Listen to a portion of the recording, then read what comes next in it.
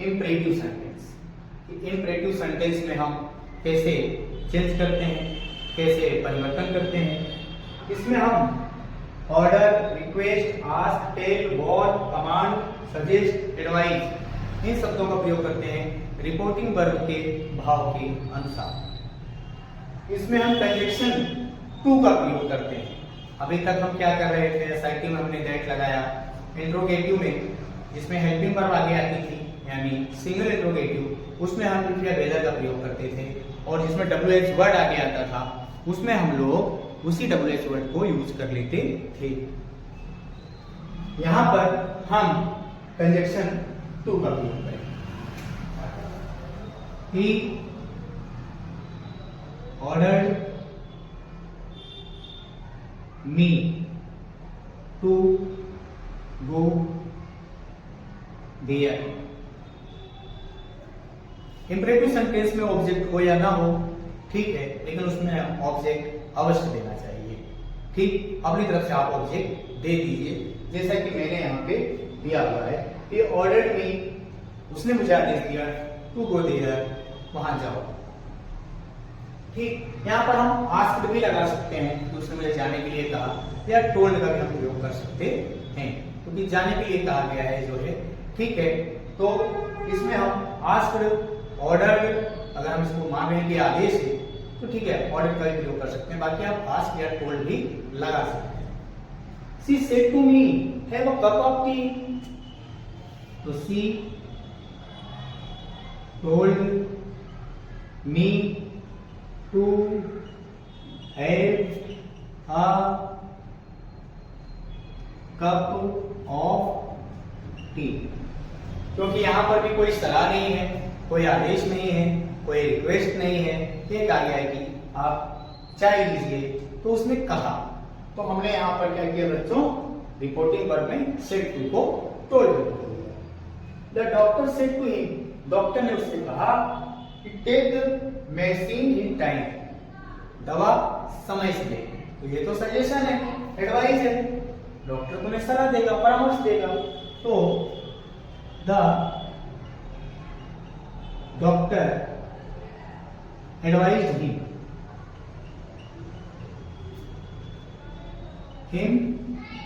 आगे conjunction to का प्रयोग करें, to take medicine in time. सुनिए, doctor advised him to take medicine in time, क्योंकि यहां पर डॉक्टर ने सलाह दी है कि आप दवा समय से लें। इसके बाद है फोर, अच्छा इसमें नहीं है तो इस पे हम लोग एक बना लेते हैं।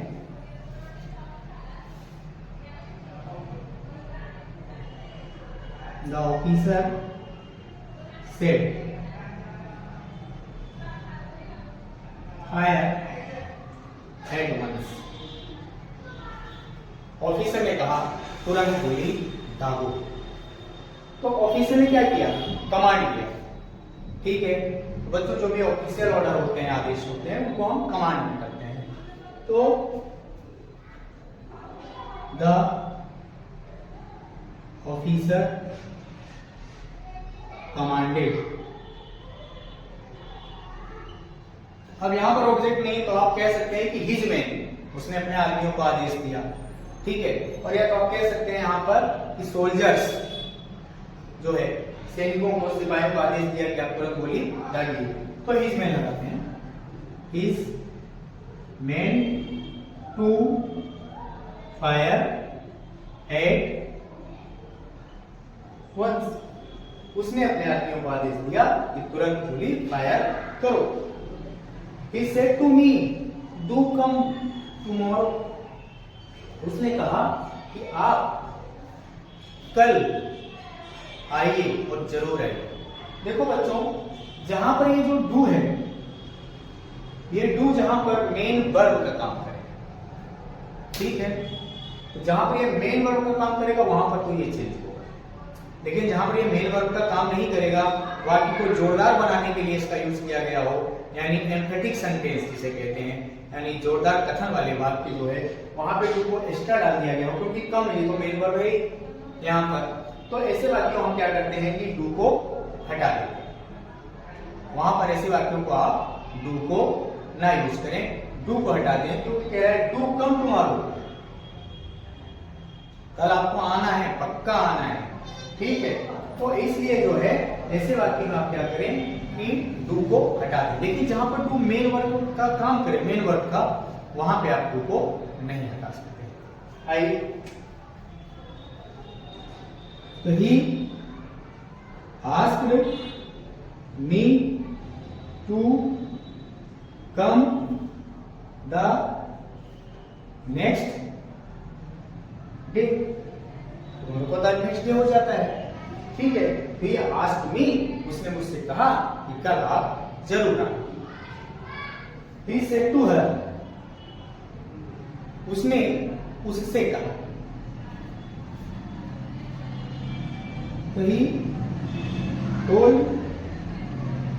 हर टू हैव पेशेंस, धैर्य, ठीक है। आप लोगों को समझ कहें तो सब्र करो। डू हैव पेशेंस, पेशेंस माने होता है धैर्य रखना, सब्र करना। तो सब्र कीजिए, सब्र रखो या धैर्य रखो। टू हैव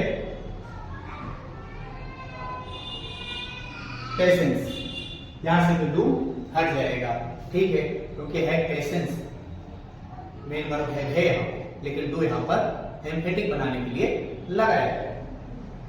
मम्मी से don't play in the sun, mummy ने कहा कि धूप में मत खेलो।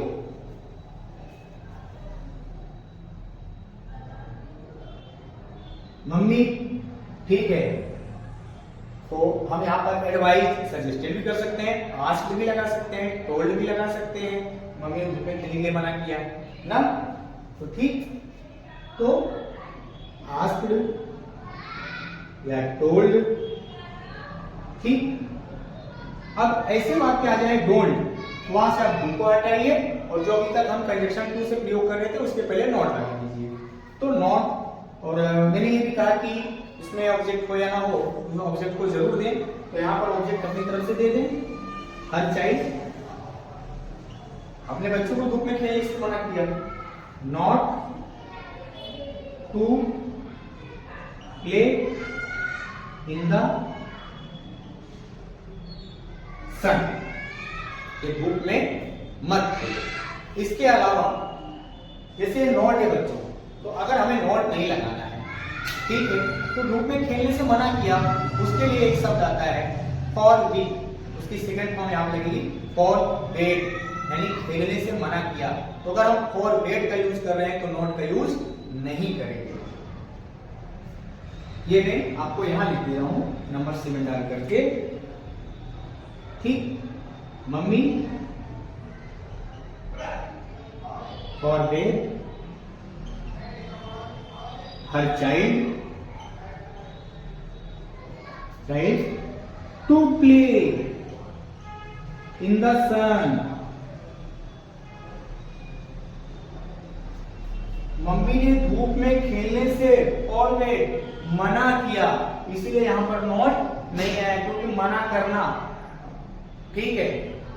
इसमें नेगेटिव आ गया, नेगेटिव का इसमें आ गया कि खेलने से मना किया। और चाहे यहां पर ले लो कि मम्मी ने अपने बच्चे को धूप में खेलने से, धूप में नहीं खेलने को कहा, तो नहीं खेलने को कहा या खेलने से मना किया, दोनों एक ही बात हुई। लेकिन ये ध्यान रखना होगा कि अगर आप फॉरबिड लगा रहे हैं तो नॉट नहीं लगाना है, और नॉट लगा रहे हैं तो फॉरबिड नहीं लगाना है। टीचर से don't talk in the class, class में बातचीत मत। तो टीचर आस्क, बिल्कुल ऊपर की तरह, टोल्ड, ठीक है, या फॉरवर्ड जैसा मैंने बताया, ठीक है। किसको कहेगा? स्टूडेंट को कहेगा, ठीक। The students not to talk in the class. विद्यार्थियों को कहा कि आप लोग क्लास में बातचीत ना करें। यहाँ पर भी हम बच्चों फॉर वेट का यूज कर सकते हैं, तब हम नॉट का यूज नहीं करेंगे जो है। और कुछ और एग्जाम्पल भी हम देखते हैं, आशा करता हूँ कि आपको अच्छे से समझ में आया होगा। लेकिन इसके बाद भी हम कुछ और एग्जाम्पल्स देख लेते हैं जो है, ठीक है, ताकि आपको और अच्छे से